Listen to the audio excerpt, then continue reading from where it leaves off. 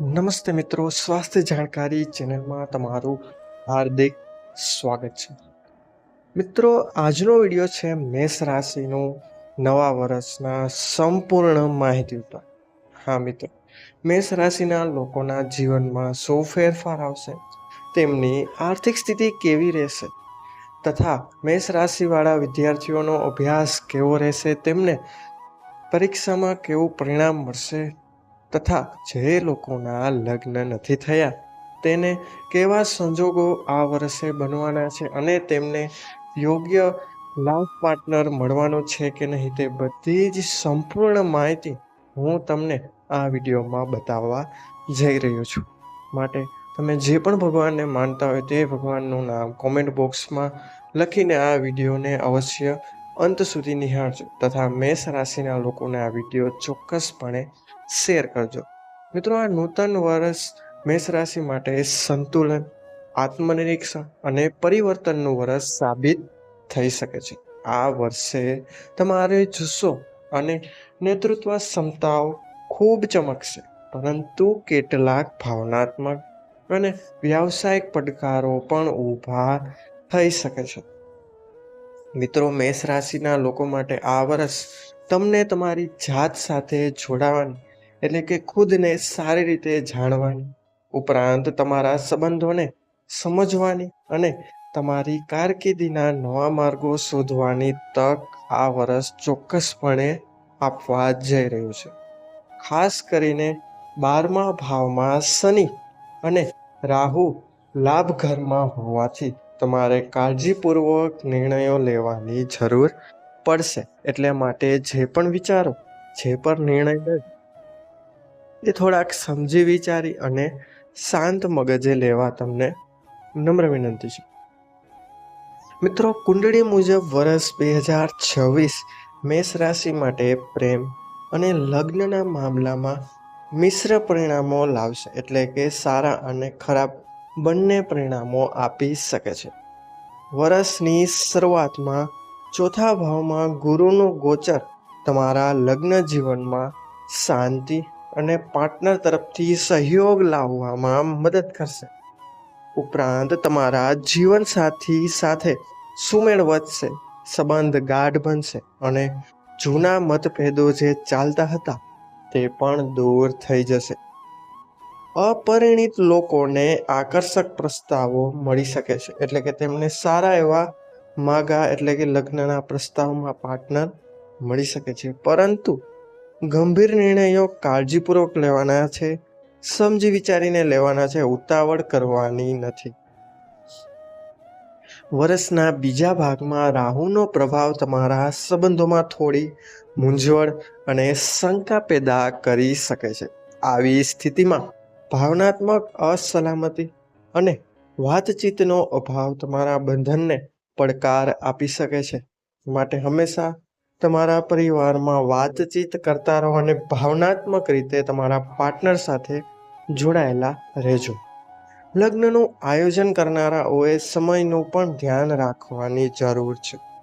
લગ્ન માટે લાયક લોકો માટે મે મહિના પછીનો સમય થોડો પડકારજનક બની શકે છે. માટે મે મહિના પહેલા તમે લગ્ન કરી લેશો તો તે સારું એવું તમારા માટે સમય પસાર થઈ જશે.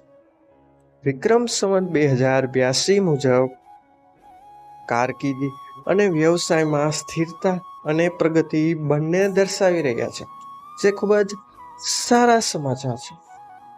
આ વર્ષની શરૂઆતમાં કાર્યસ્થળ પર વિવાદો ઊભા થઈ શકે છે. આડોશ પાડોશના નાના મોટા ઝઘડા થઈ શકે છે, પરંતુ ગુરુના આશીર્વાદથી સમય જતા બધા જ ઝઘડાઓ શાંત થઈ જશે, વસ્તુઓ સામાન્ય થઈ જશે. નવી નોકરી શોધી રહેલા લોકો જૂન મહિના પછી સારી તકો મેળવી શકે છે. સારી એવી કંપનીમાં નોકરી પણ મળી શકે છે. વ્યવસાયમાં રહેલા લોકો માટે આ વર્ષ વિસ્તરણ અને નેટવર્કિંગ માટે અનુકૂળ સાબિત થશે. ખાસ કરીને જો તમે રિયલ એસ્ટેટ, શિક્ષણ અથવા ટેકનોલોજીના વર્ગ સાથે એટલે કે આ બધા ફિલ્ડના કામ સાથે તમે ત્યાં સંકળાયેલા છો તો સરકારી યોજનાઓ અને અધિકારીઓ તરફથી તમને સહયોગ મળવાની શક્યતા રહે છે તથા સરકારી વસ્તુઓનો અને સુવિધાઓનો પણ લાભ તમને મળી શકે છે. મિત્રો, ટીમવર્ક અને સ્પષ્ટ વ્યૂહરચના તમારા માટે વરદાન સાબિત થશે. માટે જો ધંધામાં તમે બધાને સાથે મળીને ચાલશો તો તમને ઘણો બધો નફો મળી શકે. વિક્રમ સંવત 2082 અનુસાર મેષ રાશિ માટે આર્થિક રીતે સંતોષકારક રહેશે. ઝાઝી આર્થિક રીતે સંકટ આવશે નહીં. વર્ષના પહેલા ભાગમાં પ્રમોશન અને વૃદ્ધિની શક્યતા છે, જે મિત્રો તમારી આવકમાં વધારો કરી શકે છે. મિલકત અને સોનામાં રોકાણ ખૂબ જ સારું એવું તમારા માટે ફાયદો આપશે. જો કે આ વર્ષે ખર્ચ પર થોડું નિયંત્રણ રાખવું ખૂબ જ જરૂરી રહેવાનું છે, કારણ કે આ તમારા બજેટને વિક્ષેપિત કરી શકે છે. માટે પૈસાને સમજી વિચારીને ખર્ચ કરજો અને સારી જગ્યાએ રોકાણ કરજો. સંવત 2082ની રાશિફળ મુજબ જુલાઈ મહિના પછી અણધાર્યા ખર્ચાઓ વધી શકે છે, જેમાં હોસ્પિટલ અથવા દવાખાનાના ખર્ચા પણ આવી શકે છે.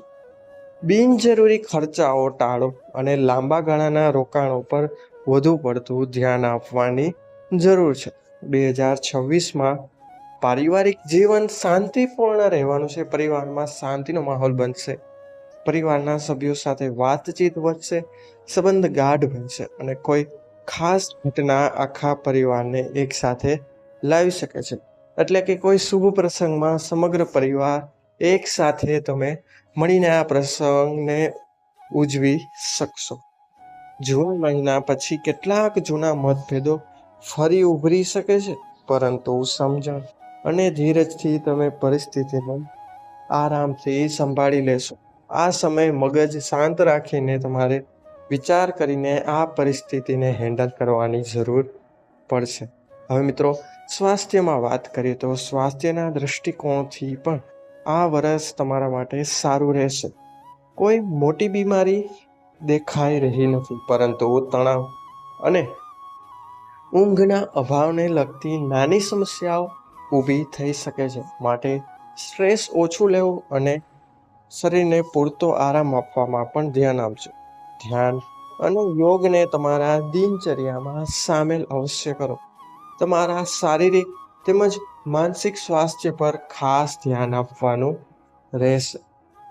મિત્રો, 2026 આત્મનિરીક્ષણ, સંતુલન અને નવી યોજનાઓ માટેનું વર્ષ મેષ રાશિના લોકો માટે રહેવાનું છે.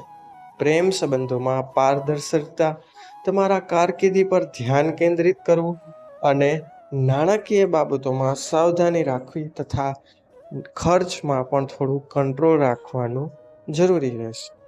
તમારા પરિવાર અને સ્વાસ્થ્ય પર ધ્યાન કેન્દ્રિત કરો અને પોતાને સુધારવાનો પ્રયાસ અવશ્ય કરો. હવે મિત્રો, આ વર્ષમાં જે મુસીબત આવવાની છે તેનો ઉપાય તમને જણાવી દઉં તો તમારે મિત્રો દર મંગળવારે ભગવાન હનુમાનજીને સિંદૂર અર્પણ કરીને અને ઓમ હનુમંતે નમઃ મંત્રનો 108 વાર જાપ કરવાનો છે. આનાથી મનની શાંતિ અને તમારા પ્રયત્નોમાં સફળતા તમને ચોક્કસ મળશે. જો આ વિડીયો મિત્રો પસંદ આવ્યો હોય, અહીં આપવામાં આવેલી મેષ રાશિની માહિતી પસંદ આવી હોય તો વિડીયોને લાઈક કરજો, ચેનલને સબસ્ક્રાઈબ કરજો તથા જો તમારી રાશિ વિશે તમે પણ વિડીયો અને માહિતી મેળવવા માંગતા હોય તો કોમેન્ટ બોક્સમાં અમને અવશ્ય જણાવજો. તો મિત્રો, મળીશું હવે આવા જ નવા વિડીયો સાથે, નવી જાણકારી સાથે. ત્યાં સુધી ચેનલ સાથે જોડાઈ રહેવા નમ્ર વિનંતી. તો મળીશું નવા વિડીયો સાથે. ત્યાં સુધી બધાને મારા હર હર મહાદેવ. વિડીયો એ બધાએ અંત સુધી જોયો તે બદલ બધાનો ખૂબ ખૂબ આભાર. બધાનો ખૂબ ખૂબ ધન્યવાદ. અસ્તુ.